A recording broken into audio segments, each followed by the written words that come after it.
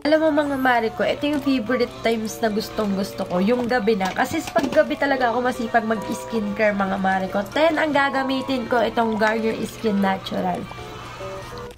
So, sa mga sensitive skin dyan, wala tong alcohol, wala tong cologne mga mare ko. Ginawa talaga si Skin Natural ng Garnier is for sensitive skin siya.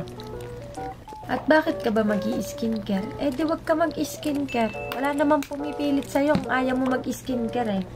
Kung pinagpala na yung mukha mo na hindi mo na kailangan mag-skincare, wag ka mag-skincare. Kung pinagpala naman kasi ng magandang mukha ng mga oras na yon, natulog ako, puyat. Puyat yung Disney Princess.